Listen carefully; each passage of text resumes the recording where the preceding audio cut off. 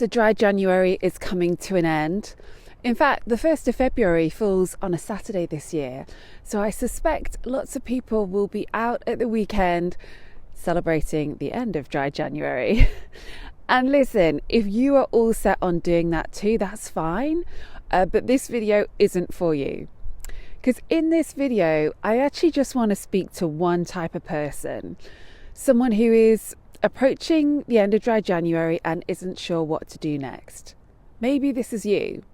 Maybe you've got friends who stopped drinking this month, or kind of did, like maybe they had a damp January, and now it's nearly February and they are making a really big deal about the fact that things are going to go back to normal. They're going to drink again.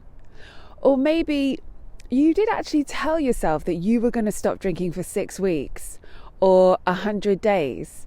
Like maybe you've actually been listening to all that stuff I say about taking a proper break from drinking and stopping for more than a month. But like now it comes to it, the idea of continuing past January has got you not feeling too excited. If any of this sounds like you, I've got 3 questions for you to consider. First of all, what have been the good things about staying sober this month? What have you enjoyed about it? What did you love about it? Like, let's just remind ourselves of that side of the story, because right now, I think your brain might be playing this very one-sided version of events and overlooking all the really cool stuff that has happened so far. So whatever you do, go and write that down first. And by the way, another way of asking that question is, what has been your best memory this month? Because I bet there's been something really good that happened that you might not have noticed or that you wouldn't have done if you'd been drinking. All right, question 2. Why would you go back to drinking right now? Like, why would you want to do that? What would be the reason? You want to be really, really clear on this. Don't be at all vague. Don't avoid thinking about it. Get clear. Write it down somewhere. Don't have this stuff like swirling around vaguely in your head. Just get clear on what it is. Like maybe you want to go back to drinking because you think you're a bit of a boring person when you're sober. Someone said this to me the other day. Yeah. Or maybe your thing is that you find it hard to relax without a few drinks. Or you think that drinking helps you fit in with your group of friends. So get clear on that. Then here's my 3rd question. Have you honestly, hand on heart, challenged your reason or reasons for going back to drinking? Have you questioned it?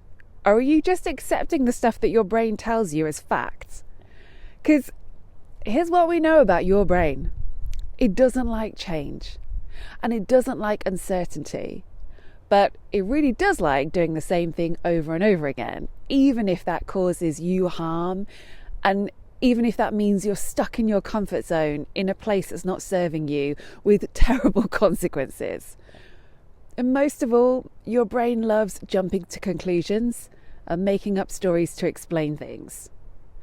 So often, I see people clinging to stories about sobriety without really questioning them or testing them. Or maybe just one thing will happen. They'll have one bad experience and then they go and make up a whole story around that. I was speaking to a client of mine the other day who said to me, I can just tell that my husband would be happier if I went back to drinking again. And I said to her, okay, so what makes you so sure of that? And she said, well, he was on his way to the shops the other day and he asked me if I wanted a bottle of wine, if I wanted him to get anything. And I said, no, I'm doing dry January, remember? And he turned around and was like, oh yeah. And I just knew what he was thinking. So I said to her, really? Like you could definitely tell exactly what he was thinking from just that? Did you ask him how he's feeling about it? No.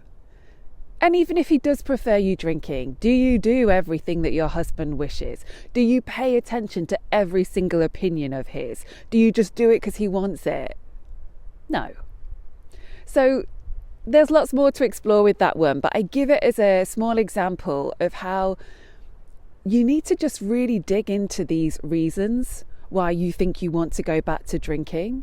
and question them and look at them in a different light. And that can be hard to do when you're right in the thick of it. So sometimes it can really make a difference to have someone help you with this. And that's why this is exactly the kind of work we do inside my Getting Unstuck coaching program. We look at all the things that make you feel conflicted or doubtful about staying sober, and we work through them one by one. I'm actually in the middle of running the first Getting Unstuck class of the year right now, and you should really come and join us next time if you're ready to tackle your sobriety in a better way. But obviously the next class isn't till April, so I wanted to give you something in the meantime to help you debrief dry January in a useful way and perhaps dive a bit deeper into some of the mixed feelings that you might be having right now. And I get that you might also be thinking stuff like, well, if I can stop for a month, does it mean my drinking was actually okay? Or perhaps I can control things now? Or maybe if you didn't make it through the whole of dry January, you've got some thoughts about that. Whatever is coming up for you right now, download my dry January debrief below and then let me know in the comments what's coming up for you. How has your month gone? And what are you going to be up to in February? I'm looking forward to an alcohol-free February, like always, but I'd really love to hear what you're planning.